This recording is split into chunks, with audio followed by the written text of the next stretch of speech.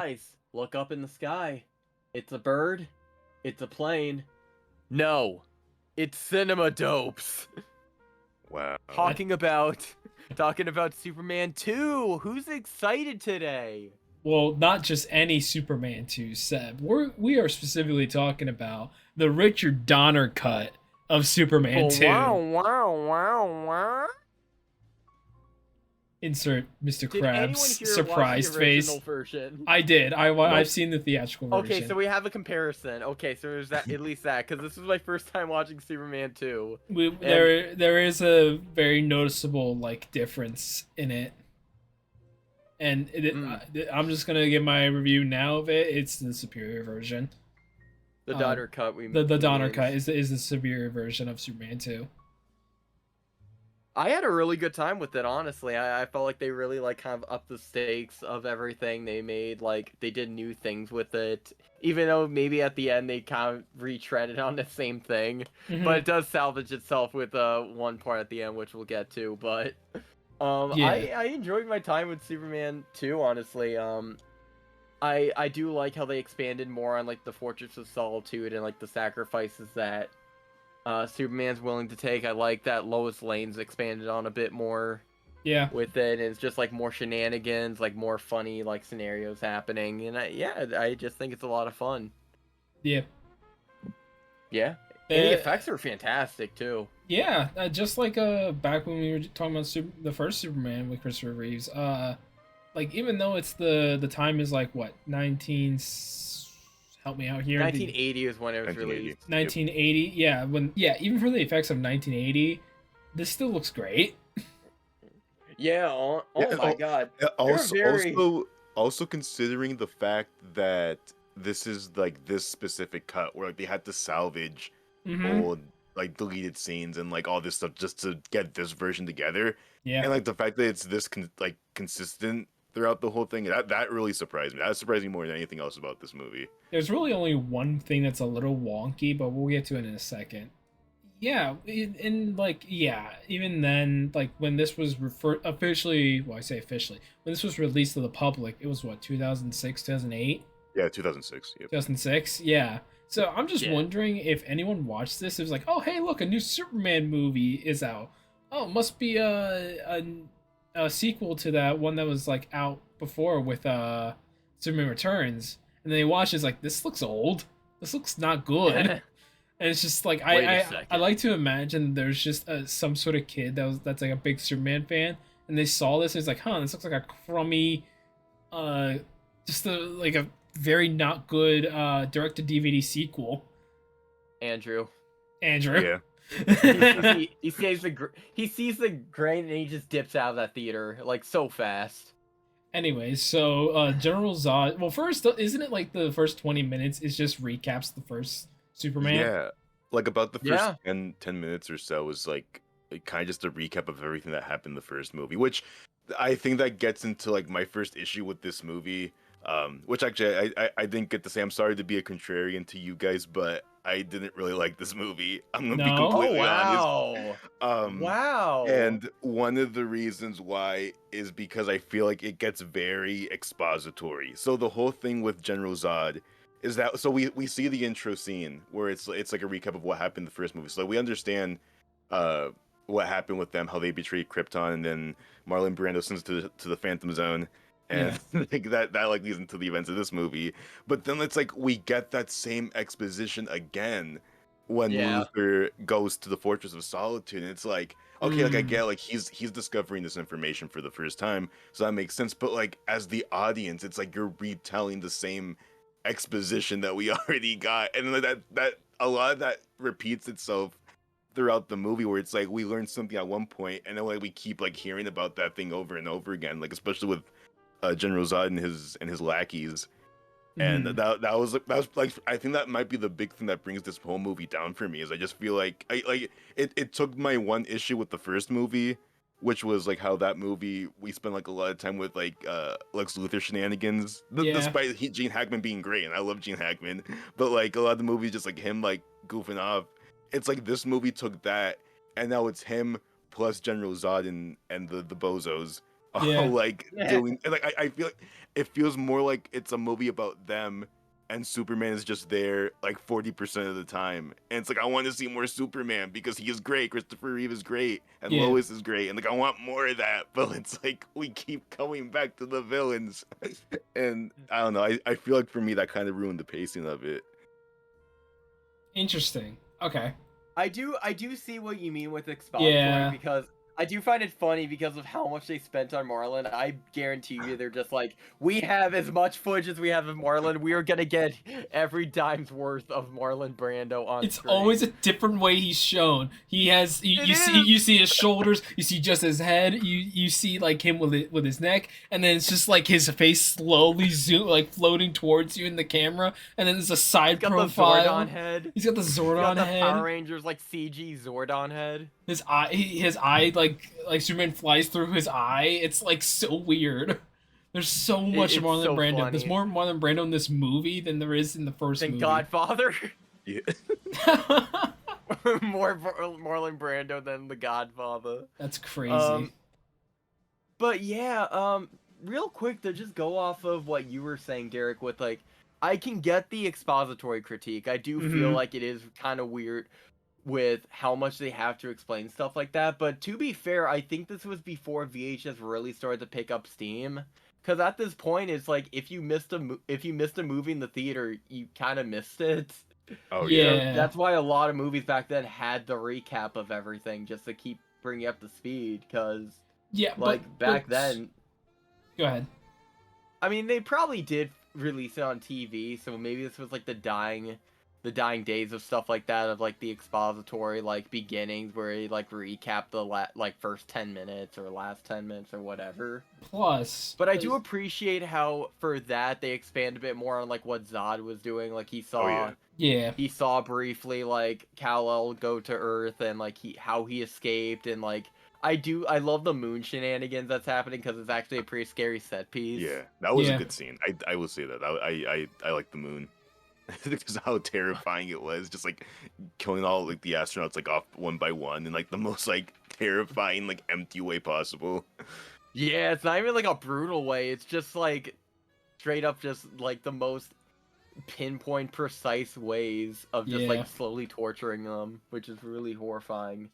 But yeah, and also with the more that they do with Zod and Co, I do love what they do with that, and I'm fine with not as much Superman, because you are pretty much seeing like a Superman doing a different thing. You're seeing like what Superman can truly do, but chooses not to. He's doing like just how powerful he is. He's doing the Spider-Man 2 treatment, where he's basically giving up his powers for a normal life. Right. I do wish it was longer though, because I think really it's one day. He's not Superman for one day, and that's the one day General Zod shows up and he's like, "Well, gotta be Superman again."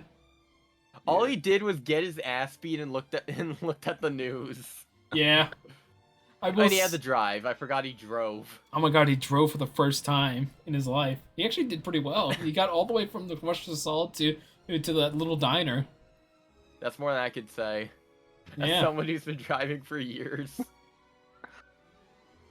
I do think that the movie does improve like some things from the first movie, like the time that we do have with Lois and Clark. I think the movie does a good job of like expanding on their relationship.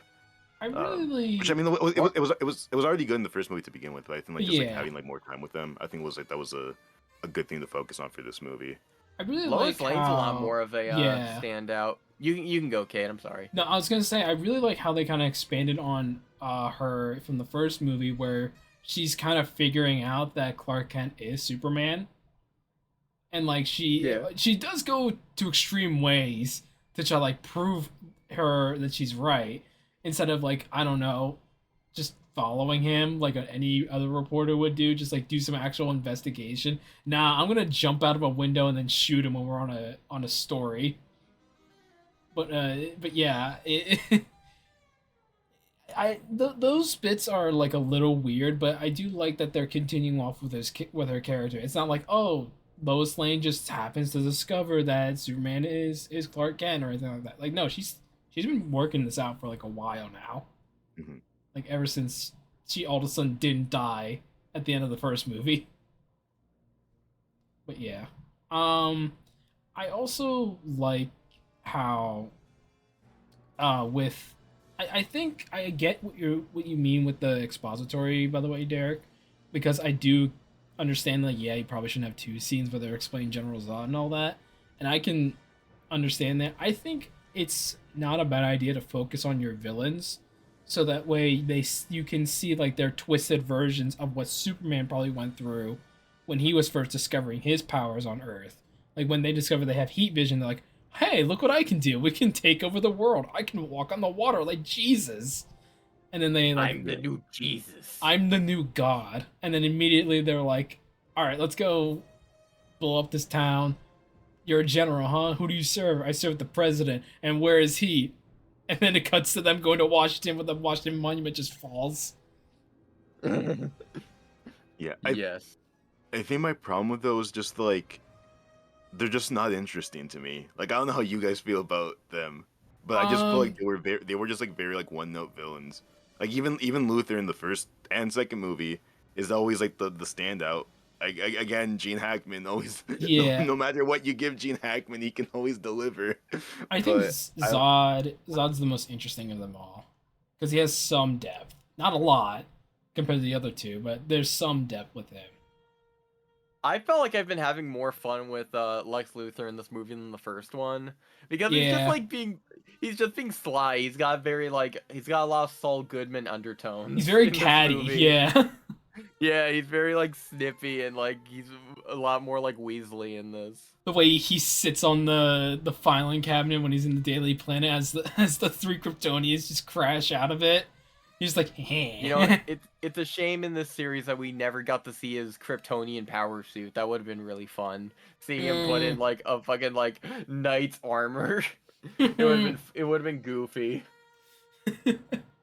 Yeah, instead who is the villain in Superman 3? Depression. Alcoholism. What did they do to you, Richard Pryor? But yeah, I also like with this movie that they fairly quickly get rid of like the bad stuff that was in the first movie. Like they got rid of his two sidekicks in this cut very quickly. And that brings me to my point on like one of the things that are very different with this in the theatrical cut is this is a lot more serious with its villains and actually takes notice that these guys should not be messed with. They are very much a threat to Earth and to Superman, and we don't need constant gags to keep the audience. We don't need the jingling of keys in front of people and the funny ha-has that the studio thought that the audience needed with Superman. That's why Richard Donner was like taken off of the second movie, was because they wanted a more generalization for the audience and like a lot more like crowd pleasing, I believe is the exact wording of it. Yeah, and it makes a lot of sense when you look at like where Hollywood film was at the time. Because like after Star Wars and like even after the first Superman, how a lot of studios want to pivot more towards like more happy movies, just because like the 1970s cinema was like very like dark and depressing. Like I was reading recently about someone talking about like the differences in 1977 between like the original Star Wars and like Saturday Night Fever, just because like those are like two movies from the same year that were both like big successes, but like both like completely opposite sides of the spectrum, just because like Saturday Night Fever is like a very like dark movie. Yeah, and like surprisingly. And like Star Wars is like this like very big like hopeful like positive message about fighting the bad guys and all this kind of stuff, and it was like a huge game changer. And I think like when they were making these Superman movies, just because the first one was very much in the same vein, they wanted the second one to also be like I guess maybe to the theatrical cut's detriment, be a lot more light tone, like lighthearted and like a happier tone, basically. But yeah, there were a lot more gags with the theatrical version. That's what I remember from it. Like you know that scene with Zod and the other Kryptonians like blowing the wait a minute, phrasing, when they're doing when they blew all of Metropolis. No, when they're causing damage by using the Superman like freeze breath that's so powerful that it's actually pushing people away. Um, but like that scene and that 1 second of the guy on the roller skates with the glittery like vest, there's a full on like extra like 20 seconds of just like a specific shot that pans and follows that guy as he's rolling down the streets of Metropolis. And it's Oh my just God. all it is just a gag for the people to laugh at during this like very like intense scene. Yeah, I mean, like, I love. That's one thing I appreciated this because it felt darker than the first one. It felt like the stakes were like way higher, Mm-hmm. despite like maybe arguably a smaller event happening compared to like national cataclysmic like disaster in the first movie. Yeah. But it just shows like how truly treacherous they are. Like you just see the power on display from Zod and gang Yeah. of just like them crumpling guns, them using guns, like playing with it, them use like I actually Charles loved the Zod like using his heat vision to heat up the gun and then pull the gun towards him and then shoots himself. yeah. Yeah, you get like fun stuff like that. Him walking on water. You get freaking Ursa killing a snake. Yeah. The poor snake. Um, it's just them being like bad guys, being like not merciful at all. Like they're storming the Capitol. Well, it's the White House, but yeah. Yeah. But another thing that was changed was how Superman beats the Kryptonians. Yeah. Because I believe he still does the idea of like swapping out the colors or whatever, or the where the power happens, where they depower him, or like Zod and them. I think that still happens, but I just remember like there's specifically a moment where Zod's like the last one that is defeated. Like the other stuff happens, like the guy, like I believe how it goes is Zod hits the wall. The guy, what's his name, Non or whatever, the big guy, he jumps I think forward. it's non, yeah. Yeah, anyway, the big meathead jumps forward and falls into the pit. Then Lois punches Ursa, and then when Zod tries to fight Superman, Superman grabs his S and peels it off and throws it at Zod to like cover him in like a wax, like a plastic wrap of his What? S. Yeah, I'm not joking. This is real. This was in the theatrical cut. It's in like he's like in a like a plastic wrap of like the S, the Superman S, before it like disappears as he falls into the pit. Like it's just like an extra thing he had, but I think I vaguely remember this from like a clip I saw somewhere. you probably remember it because the Family Guy did a bit of it. They made it like a cutaway gag of that, where they cuts like that time Superman uses S to beat General Zod, and then it's like Superman that gag happens, and it's just like the two of them standing. It's like, why'd you throw your S at me? I don't know. That just sounds like a dream you had. No, this is know, real. You dreamed that shit up. I didn't though. That's crazy. I wish I did, but like I remember just vaguely seeing that, and I still remember to this day. Maybe I did dream it actually. Hold on. But yeah, that's just another thing. Is like they made it more goofy the It's way just he. like weird choices. Yeah, they like, try to for they try to Superman make it powers. a goofy way to like beat the bad guy, rather than like he crushes his hand and throws him so hard he like hits a wall and falls into a pit, Mhm. and then he blows up the Fortress of Solitude. Yeah, But I was reading the bit. Seems like it's like implied in the theatrical cut that he just kills them, but in the Richard Donner cut, we see like the one rescue boat come in. I guess like no. It's the other way around. He fools on kills them in the Richard Donner cut. In the theatrical cut, they Really? get arrested. Yeah. Oh, They're just fine. I forgot about that. They get arrested. And like they're thrown into like a county jail, like those like boat, like the boat car in SpongeBob, where he like looks up, he has like the bamboo bars or whatever. It looked like that kind of Yeah. car in like the county jail where they toss him in and they just close the bars, and it's General Zod looking sad. You can't do this to me. That's it. I'm gonna break out with my normal human strength. Yeah. No, that's like a whole other movie right there. Like them just Yeah. trying to survive. Yeah. Speaking of normal human, can we talk about what the escapades of what Clark does when he becomes a normal human? Yeah, he learns how to drive. He goes to a diner with Lois Lane as like their first like date as a normal quote normal couple, where Superman gives up after Superman gave up his powers, much to his You're so father's fucking dismay. excited. Yeah, they're so happy to Yeah. have this diner food, and then Superman goes to go use the bathroom as this jerkwad comes in. He's like, "Hey, I'm gonna This real sleazeball. This real curmudgeon. yeah, exactly. This real very much drinks too much. Rapscallion. Yeah, This scallywag up to no good. this struggling alcoholic guy. Rocky. But anyway, this guy sits next to Lois. Is like, "Hey, you're on a date with me now." Hubba hubba. Hubba hubba. Even though I look like I'm a dad. And so he like tries to like schmooze with Lois Lane, and then Clark tries to fight him, and he just full on.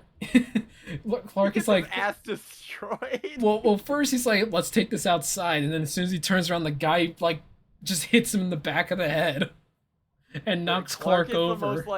It's the most fucking destructive prone man ever. Like, even when he's a human, like, just glass breaks around him, he just falls into everything. And then he starts bleeding. He's like, it's my blood. Oh my god, I'm bleeding. And no one makes me bleed my own blood. Nobody. I just wish like there was like a Michael Keaton's Bruce Wayne there, and he's like, do you bleed? Because he is.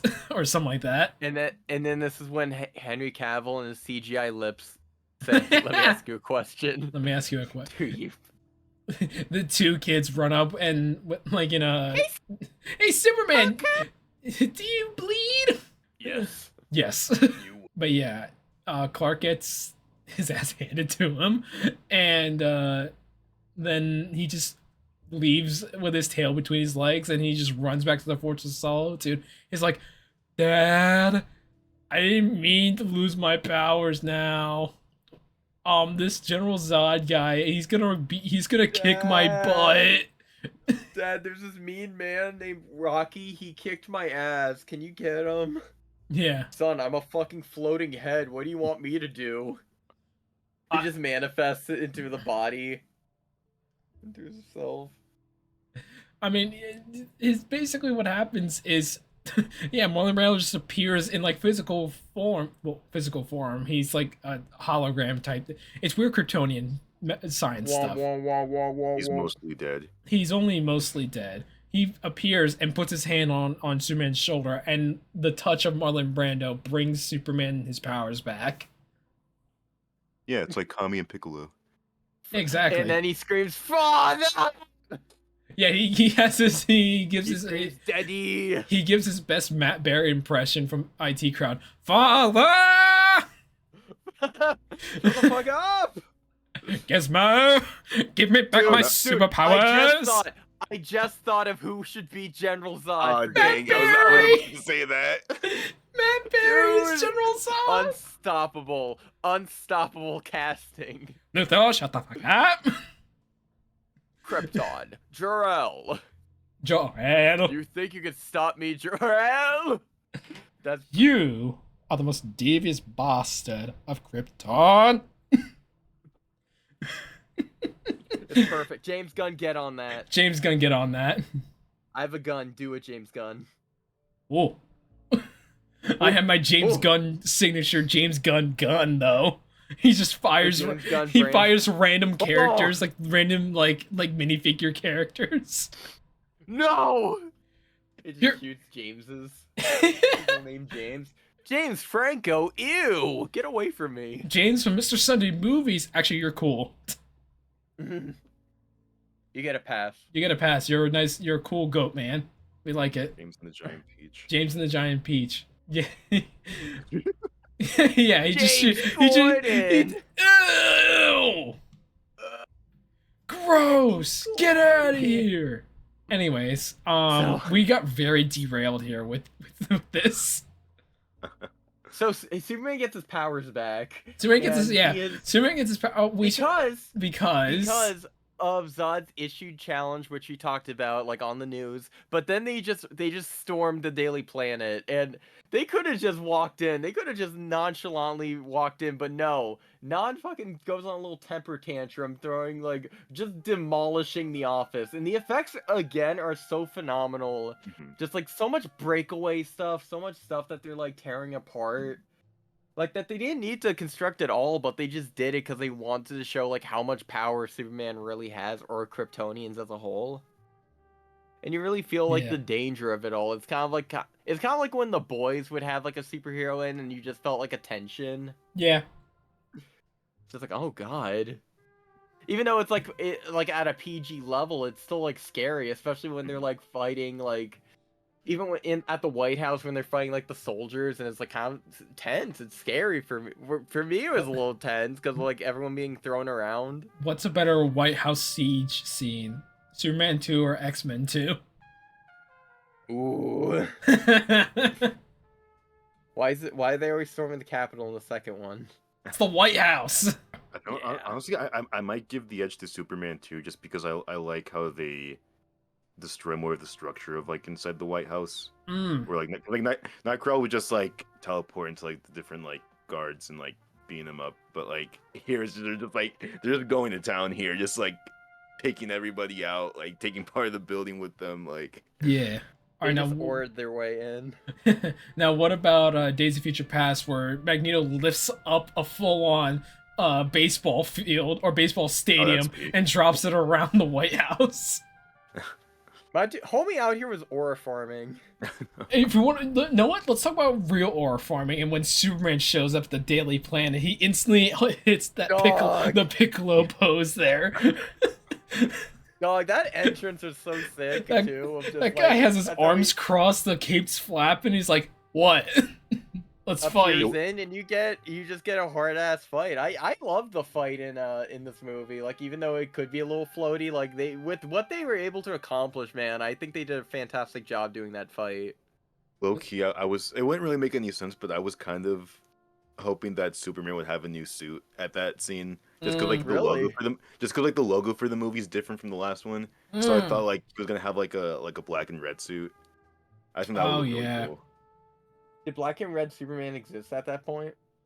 No idea. I don't think so. I think it was mainly the blue and red.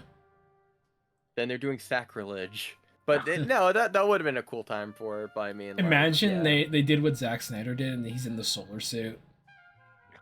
Yeah. Just in the black and silver. It should have been. So you're telling me it should have been Nicolas Cage's mullet suit? I was about to say he would have a mullet just like in the gross comics. ass Tim Burton design. Yeah. Well, Seb, that design that's canon now. What are you talking about, Seb? Yeah. What are you talking about, Seb? It's in the Flash, so it actually happened. I love Nicolas Cage talking about it's like they had me for like not even 10 minutes. They just scanned my face and called it a day. Yep.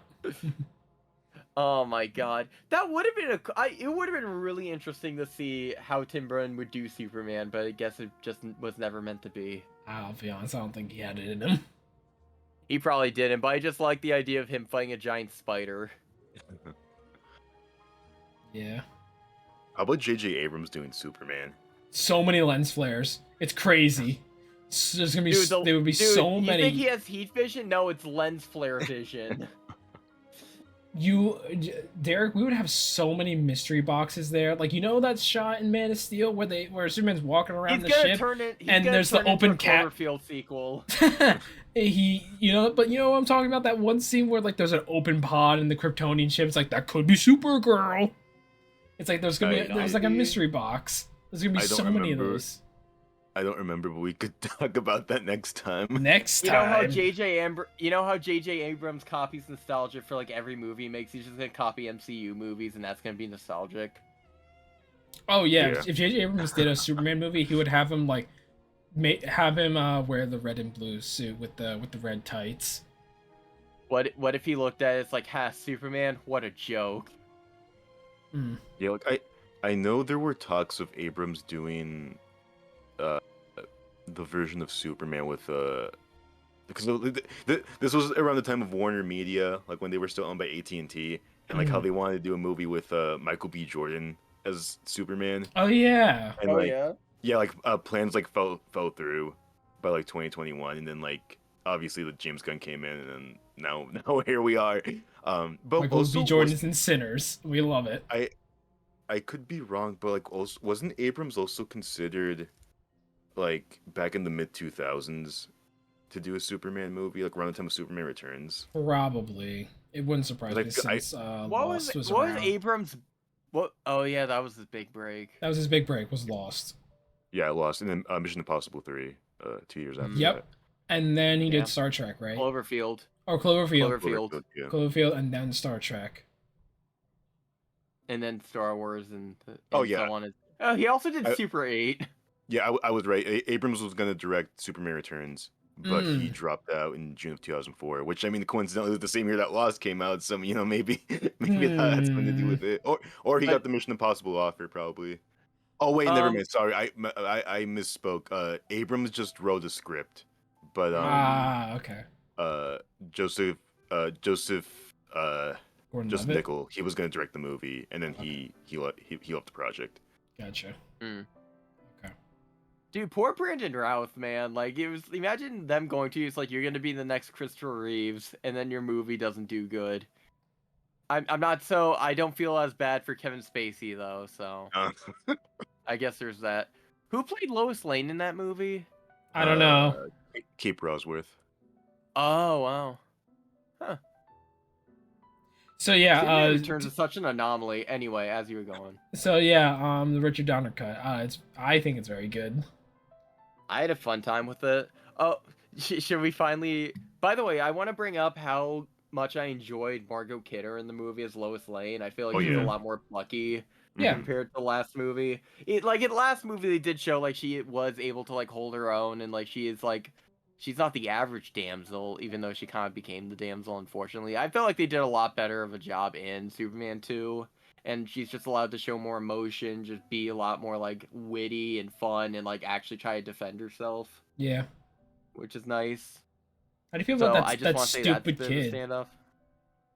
Fuck that kid, man. I hate that kid. The one in Niagara Falls. Yeah. Stupid ass kid.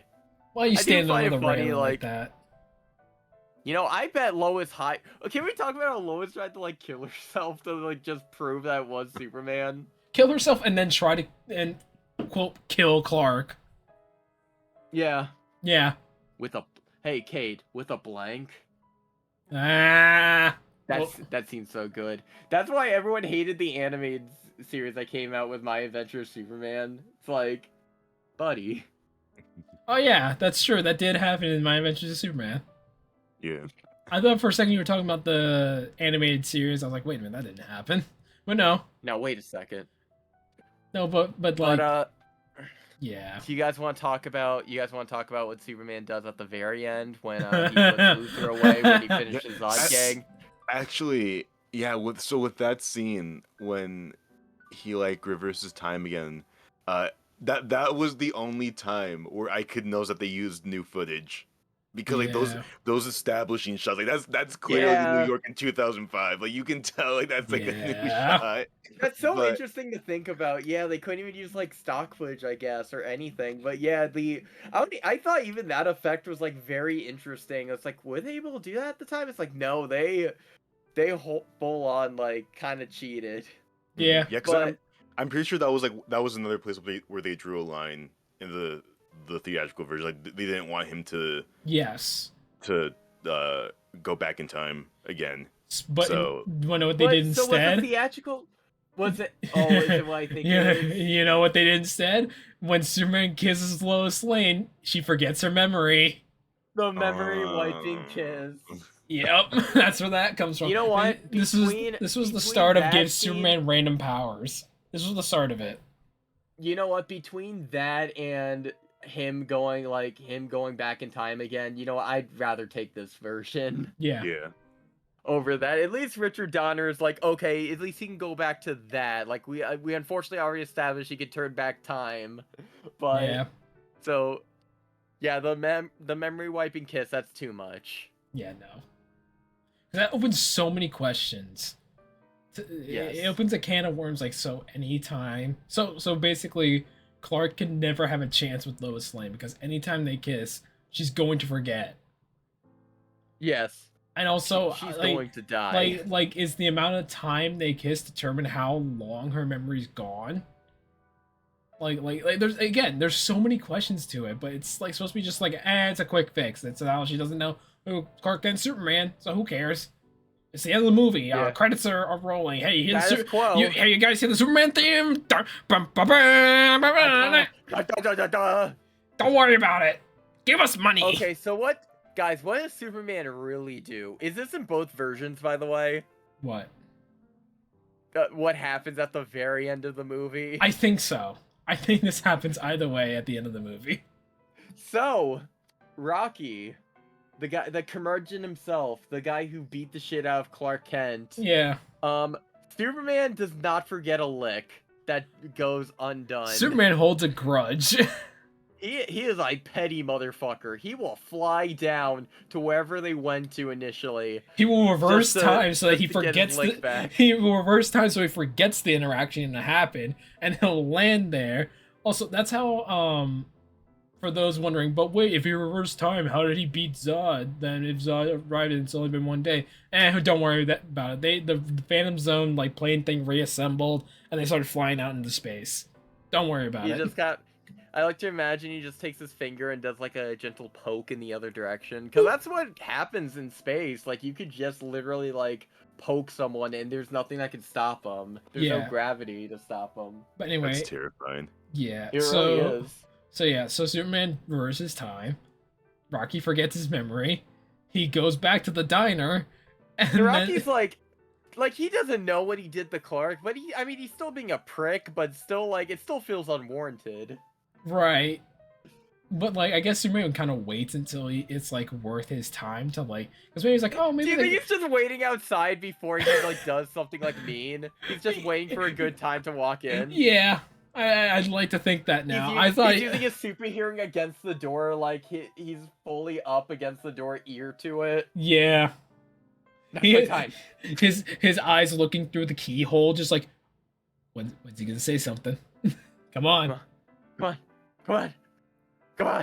on, say something. So, yeah, now's my chance. So he walks in, and it's like he rehearsed this, like, on the way over, like, saying it to himself. It's like, I never seen garbage eat garbage before. Oh. Ooh. Everyone's around, like, oh.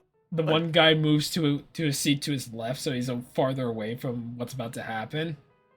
With his salad. So he fucking just murders Rocky. Okay, murders. But he doesn't murder him, but... He should have murdered him. That would have been funny. Superman just grabs him, and then he just, like, goes through the ceiling with him. And the last shot of him, like, flying over Earth, he's with Rocky. And, like, just, like, yeets him out into space. He's corpse. It's just the end of Brightburn. Like, he fucking, like, brings him up to the sky and drops him. Yeah. Oh my god, and that's how Superman ends. He fucking he gets his lick back against Rocky because that's the most important thing he has to do, and then that's the end of the movie. Yeah. God bless the priorities he had. Now, wasn't the ending of the first movie, didn't he, like, say or do something kind of heroic? Like, the end of the movie was, like, him... I think he just put Lex in jail. Yeah. He just puts Lex in jail. So in the first movie, it ends with Lex being put to jail and Superman flies in space and smiles to the camera. In this, he beats up a guy who can't defend himself, and then he flies up into space and smiles to the camera. It's like the two different sides of the same coin. It's... yeah, the second movie's just a whole lot more petty about it. Yeah. I still enjoy Superman 2 a lot. The first movie was like a hopeful smile. The second movie was like a petty, selfish smile, like, heh. Nobody can stop me anymore. Except Richard Pryor in Depression. Yeah, Superman 3 is just injustice. I'm just glad we're not going there. Yet. Yeah. Sure. We'll see. Oh my god. Hopefully, So if they make a Superman 2 with James Gunn. Superman 2 Part 2, bring back Nuclear Man.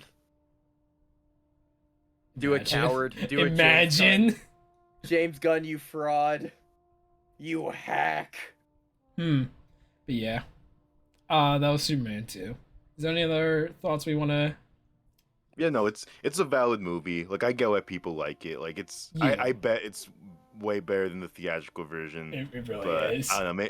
Maybe it's just not for me, really. I respect it so much, especially like after, again, like as I mentioned in the last episode, just watching the documentary about Christopher Reeve just like makes me appreciate these movies like on a different level. So Yeah. yeah.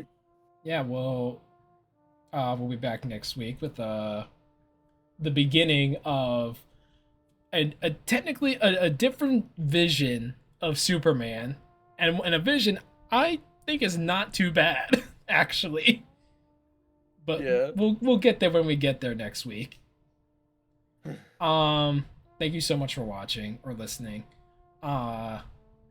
You all know what to do. If you're watching this on YouTube, like and subscribe and all that. Follow us on our social media like Instagram, TikTok, Blue Sky, Patreon if you want. That's not a big deal. Check out our previous back catalog of episodes. And yeah. Trying to think on what else to say. Yeah. I think that's honestly it. Bye. Bye-bye.